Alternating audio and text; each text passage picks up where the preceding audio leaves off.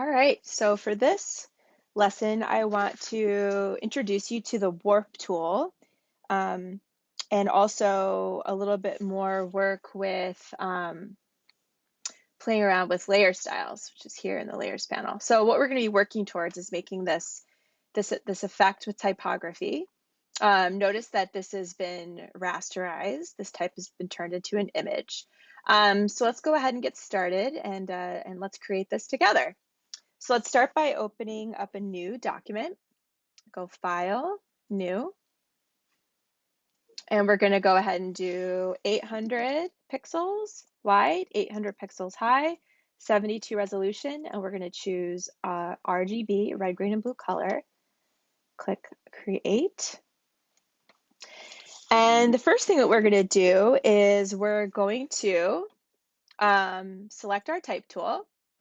And I want you to get a nice bold face type that you might want to use. But the first thing is go ahead and make sure that you do a color picker test for a nice bright red. So I got a nice bright red selected. And go ahead and use your type tool to write a word. I'm going to go ahead and write the word circus. I might make it a little bit bigger. So I'm going to go ahead and type in 180 points for this. I'm using Arial Bold if you want to use that. So I've got a nice red type layer called Circus in my layers panel. And the next thing I want you to do is in the layers panel, if you click on the T, in your type layer, you can highlight your type quick. So I just double clicked on that to activate and highlight my type. And the next thing I want you to do is find this really fun option in the type tool options panel called the warp tool.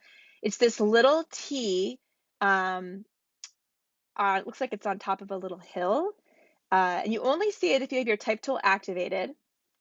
And when you click on it, it brings up a great panel that gives you lots of different warp options. So go ahead and you can kind of click through them and see what they do. There's an arc, there's bulges, there's tons of fun different ways. I'm going to go ahead and choose the option that's called flag. And then I'm going to go ahead and you can play around with the bend.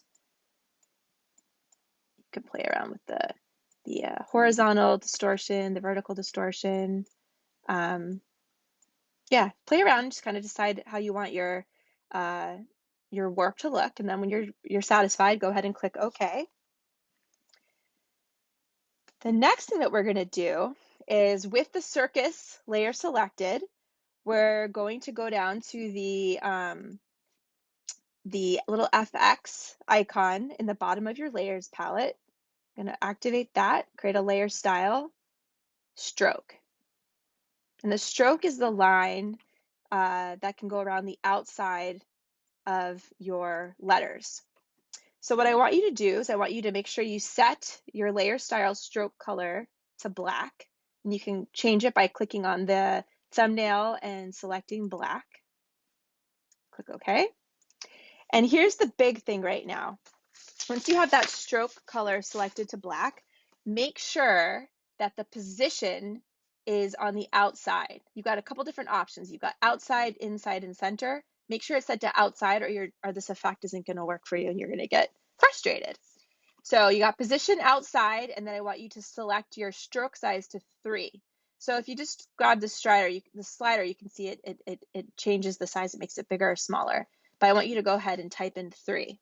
So you got a black stroke, your position is outside, and it's set to 3. So that's big. Make sure you get that, or otherwise you're gonna get a little frustrated. And then click OK. So from here, it's a bunch of copying layers. So I've got my original layer selected. I'm gonna hit a Command J to duplicate this layer. So I'm gonna go ahead and name this Circus 2 really quick so I don't get confused. And I want you to move Circus 2 below your original circus. I want you to double click on your layer effect stroke so that it opens up again. And we're going to go ahead and change our stroke color to 6. So we're going to increase it. And then we're also going to change the stroke color to a bright yellow. So I'm going to select yellow, and I've made my size 6. And make sure your position's outside. It should be the same. And make sure your blending node's normal, your opacity is 100. It should all be the same, but the effect you should be seeing is that this yellow stroke, because it's bigger, is peeking out from underneath the black. And click OK. And let's go ahead and Command J our Circus 2, make a duplicate version. You got a Circus 2 copy. I'm going to move it below my original Circus 2. I'm going to name this Circus 3 so that I'm not confused. I'm going to double click on the stroke effect. I'm going to increase my width of my stroke to 10 pixels. I'm going to make the color now a nice dark blue. It'll be even darker. No, I like that color. Click OK. You can see it's slowly starting to kind of make a little stack, which is really cool with these layered files. So it's extending past, and we're going to click OK. All right. So the next thing we're going to do is we're going to click on our original circus layer, and we're going to add a, should be the top in your stack. Double click on your stroke effect, and let's add another layer style. Let's add an inner glow. So I'm going to click on that. I'm going to change, I'm sorry, I don't want inner glow. I want inner shadow. Sorry, guys. Inner shadow. There we go. I'm going to make it just a normal. Change the opacity if you want. Get it harder, darker. Try to give it that like inset effect. And click OK. And notice my original circus layer has a stroke effect applied to it and an inner shadow effect applied to it. All right, the next thing that we're going to do is we're going to go ahead and hide our white background layer so that it turns transparent. And from the layers pop-out menu, it's this little flyout menu up here, we're going to go ahead and hit merge visible. So what that means is it's going to merge all of our type layers into a flat image file, which is pretty cool.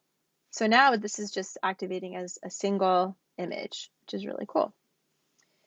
To complete the effect, we're going to go back to the layer style, the FX icon pop-up menu, and we're going to add a nice drop shadow and go ahead and play with the distance, the spread, and the size to kind of see what those different effects have, and click OK.